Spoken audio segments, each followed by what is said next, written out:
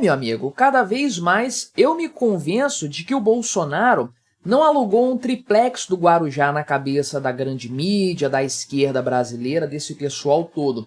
Ele alugou um sítio de Atibaia mesmo, porque é impressionante o esforço que esse pessoal faz para trazer o nome do Bolsonaro à tona, trazer o assunto Bolsonaro de volta para o debate político. É impressionante, o pessoal não supera realmente, bem que o próprio Bolsonaro falou no final do mandato dele, né? O pessoal vai sentir falta da gente aqui. Pois é, tá aí, né? Parece que não passa um dia sem que falem do Bolsonaro na grande mídia. É impressionante. E aqui, né, tem um camarada aqui chamado Fabiano Lana, que fez uma coluna no Estadão, me vem com essa história aqui, né? Por que ajustar as contas? Por que fazer um equilíbrio fiscal no Brasil? Por qual motivo? Para evitar que a população fique mais pobre, para evitar quebrar o país, arruinar a nossa economia e nos levar para uma espiral de crise e recessão de novo, 10 anos depois da crise anterior? Não, para evitar um novo Bolsonaro. Essa é a preocupação do pessoal, meu amigo.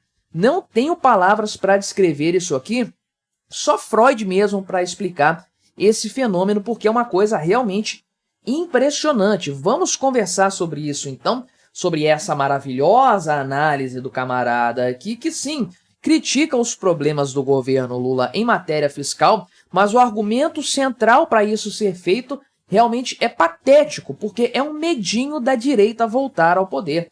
Vamos conversar sobre esse assunto aqui, sobre as falácias presentes nesse texto, mas antes não se esqueça de se inscrever no meu canal se você ainda não for inscrito. E se você quiser colaborar ainda mais com este meu trabalho, você pode se tornar membro patrocinador aqui do canal, com valores a partir de R$ 1,99 por mês. Não te custa tanto assim, mas me ajuda bastante.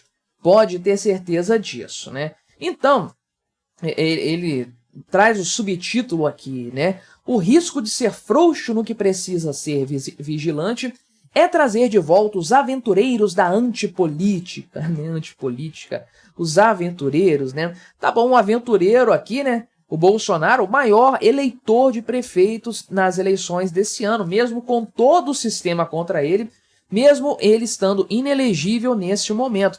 É impressionante, né? E pesquisas mostrando que Bolsonaro ganha do Lula e ganha do Haddad no segundo turno também. Aliás, todo mundo ganha do Haddad em pesquisas sérias, é claro, né? Então, ele cita aqui o fato, né, de que um monte de gente aí, o Lula, o governo, parte do governo pelo menos, né, o PT como um todo, a esquerda de forma geral, juízes, né, corporações de funcionários públicos, o próprio parlamento aqui, todo mundo tendo uma resistência enorme para colocar, né, um modelo econômico que realmente acabe com os déficits no Brasil, que são uma coisa recorrente e estão tragando o Brasil para um buraco sem fundo fiscal que vai nos cobrar muito caro, né? Então, ele fala aqui justamente isso, né, que um país que sempre fica no vermelho, inevitavelmente vai chegar numa espiral de inflação, desemprego, desespero e desalento. Realmente, né, a gente já meio que passou por isso, inclusive, e ele vai citar, de fato, esse ponto, né? Mas ele trata aqui o seguinte, que esse tipo de crise aqui é um terreno fértil para que populistas autoritários de plantão, né? Caramba, olha só, né? Ele cita aqui que é o Jair Bolsonaro, né? Que é um ex-capitão, delinquente político e golpista, né? Acho que a única coisa verdadeira aqui é que ele é ex-capitão. Nem delinquente político, muito menos golpista, agora populista autoritário de plantão. Caramba, será que ele não tá vendo o governo Lula? Que é, sim, efetivamente um governo populista e efetivamente um governo autoritário. Você não pode falar aqui no YouTube que o Lula teve um quadro de saúde muito pior do que foi anunciado. Porque não, a AGU vai entrar contra você pedindo aí pelo YouTube remover os seus vídeos, né? Mas não, o Bolsonaro que é autoritário. O cara era espancado diuturnamente na grande mídia, no YouTube, e nunca se soube do cara pedindo para tirar um vídeo do ar porque estava falando alguma coisa dele. Não, mas o Lula aqui não é autoritário, não é populista, né? Porque foi o Bolsonaro que prometeu picanha e cervejinha na campanha eleitoral, não foi o Lula, né?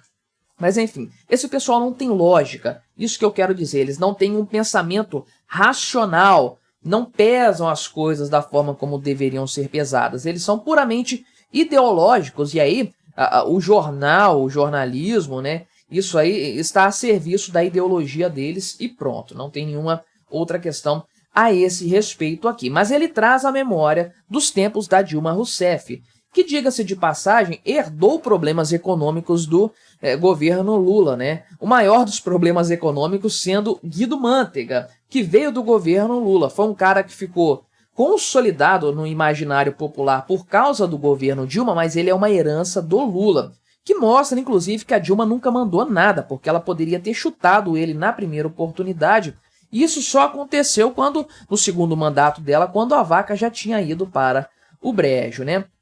E aí, o que ele diz é o seguinte, que havia o pleno emprego lá em 2014, esse papo para todo lado, mas o pessoal já estava apontando para os problemas fiscais, falando, do jeito que tá, a gente não vai longe, o buraco é logo ali na frente. Aí veio a Dilma e os apoiadores, né, chamando esse pessoal de pessimildo, velho do restelho, né, e outras coisas do tipo. Aí, mais ou menos o que está acontecendo hoje, né, o PT fechando os olhos para a crise e criticando aí os especuladores do mercado, pessoal que está torcendo contra o Brasil, torcendo contra o governo, etc. Né? Os ricos que não querem pagar a sua parte e coisas do tipo aí, né? Então, ele cita até a Gleisi Hoffmann nesse sentido. E aí, em 2015, a coisa já tinha degringolado por completo. Aí, o Brasil entrou na espiral de recessão e de desemprego e, acertadamente, o Fabiano aqui fala que o Brasil não se recuperou disso até hoje, né? Ele cita um ponto interessante aqui, que eu imagino que seja uma crítica à Lava Jato um pouco velada, mas vou dar o benefício da dúvida aqui, né? Porque ele diz que a Lava Jato revelou isso aí, de fato, né, um desvio de dinheiro público, só que acabou colocando no imaginário popular, na opinião geral, que o problema do Brasil era exclusivamente a corrupção, e na verdade não, né, isso é um reducionismo, de fato, os problemas brasileiros eram muito maiores. Então, né, aí ele diz que a consequência maior dessa tempestade perfeita da era Dilma foi a ascensão do Bolsonaro, e aqui ele traz, né, vários adjetivos, né, que o Bolsonaro aqui fez a carreira dele no parlamento com declarações sórdidas, defesa dos militares aqui, nunca teve atenção para temas econômicos, votou com o PT em vários temas aqui e tudo mais, né? E aí o Brasil elegeu em 2018 aqui um político a favor da ditadura militar, da tortura e do fuzilamento. Caramba, engraçado que eu já vi um monte de gente de esquerda falando isso aqui, né? Falando sobre paredão e coisas do tipo, mas não, aí ninguém traz de volta esse assunto à tona, né? E aqui, é claro, tem aquela falácia do argumentum ad Hitlerorum, né? De comparar o Bolsonaro com o Bigodinho, porque fala aqui o seguinte, né? Que compara primeiro o Bolsonaro com o Hugo Chávez, acredite ou não, né? Debacles econômicos são caminho fértil para autoritários e radicais em qualquer lugar do mundo, né? Comparou com o Hugo Chávez e com o Nicolás Maduro, e depois aqui, né, olha só, né, com a Europa dos anos 30, né? Entenda como você quiser isso aqui.